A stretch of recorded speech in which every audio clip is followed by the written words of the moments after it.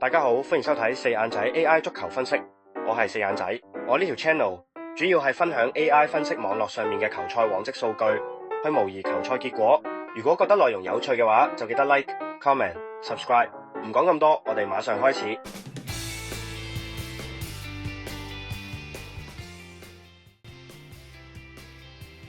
英聯杯準決賽次回合聽日將會喺伊蒂哈德球場上演。曼城首回合作客憑住斯曼尤同埋卓基嘅入波，領先2-0返到主場。根據歷史數據，曼城喺過去6次入到英聯杯準決賽都能夠成功晉級並最終奪標。曼城正面對嚴重嘅中堅荒，史東斯同加華迪奧爾確定傷缺，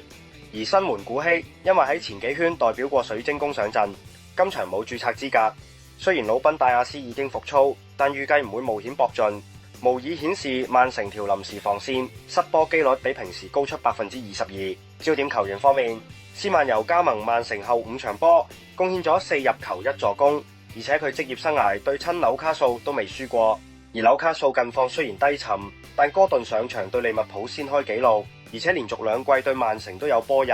模擬預測曼城獲勝機率為62%，入球趨勢為3球以上。曼城主場火力依然強勁，加上曼城過去2圈英聯杯都贏2球或以上，配合埋佢哋而家攻強守弱嘅陣容，3球或以上嘅機率接近55%。同時考慮到曼城防線殘缺，加上紐卡素必須搏命搶攻，模擬結果入面有58%嘅次數係兩邊都有波入。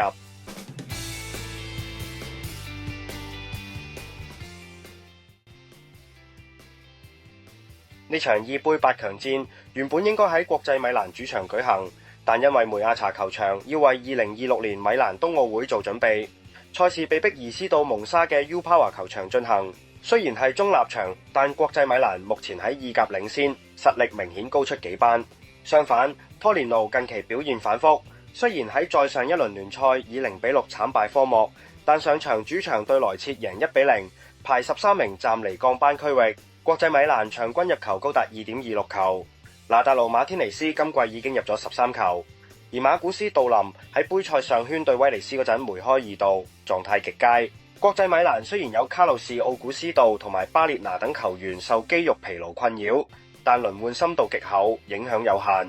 最新消息指，卡路士奧古斯道已於2月2日恢復全隊合練，預計可以喺對陣拖連奴中重返正選陣容。而拖連奴前鋒斯蒙尼因為腓腸肌受傷上陣成疑，令到本來已經乏力嘅進攻線更雪上加霜。模擬預測國際米蘭獲勝機率為75%，優勢指數為-1.5。模擬顯示國米淨勝2球或以上嘅次數佔咗總模擬次數嘅52%。考慮到國際米蘭強大嘅防守組織同埋拖連奴主力前鋒斯蒙尼受傷，模型預測雙方入球否。呢場波係今日全日數據最傾斜嘅賽事之一。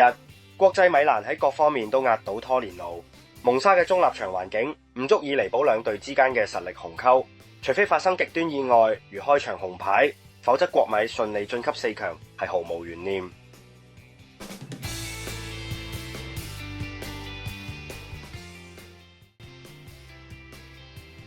西班牙國王杯4強嘅生死戰，火藥味十足嘅巴斯克打比會喺艾拉維斯嘅主場門迪索羅薩球場上演。雖然皇家蘇斯達嘅聯賽排名高過艾拉維斯，但係雙方目前嘅勢頭同埋陣容完整度存在極大差異。艾拉維斯近期主場表現極之硬淨，而皇家蘇斯達正深陷呢個球季最嚴重嘅傷病潮，呢點係模型預測入面最關鍵嘅權重因子。艾拉維斯近期簡直係皇蘇嘅黑星，過去3次交手，艾拉維斯全勝，包括2025年12月喺聯賽贏過1-0，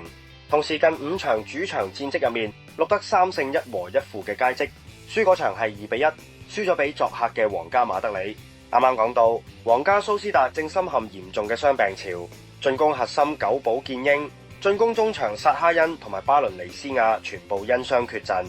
同時中場指揮官文迪斯因為喺之前對畢爾包嘅打比領紅要停賽，艾拉維斯就基本主力齊腳，前鋒東尼馬天尼斯喺杯賽腳風極順。模型分析預測艾拉維斯獲勝機率為42.3%，而考慮到蘇斯達殘陣出擊，進攻線幾乎瓦解，艾拉維斯喺主場坐和望贏嘅機會極高，優勢指數會係艾拉維斯0。考慮到艾拉維斯喺今屆國王杯4場比賽全部保持清白之身，防守紀律性極強，而皇蘇少咗久保建英同文迪斯之後，創造力大減，入球趨勢方面為2.25球以下，同時模擬顯示0-0、1-0同1-1嘅總機率超過25%。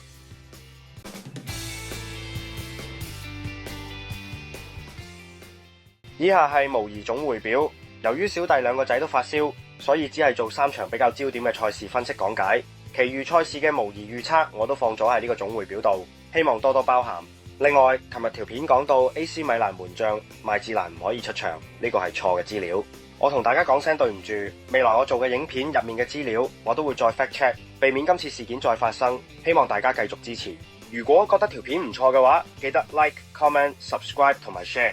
有你哋嘅 share 先會有更多人知呢條 channel。記得撳埋個小鈴鐺，一有新片就即刻通知你哋。我係四眼仔，我哋下次再見，拜拜。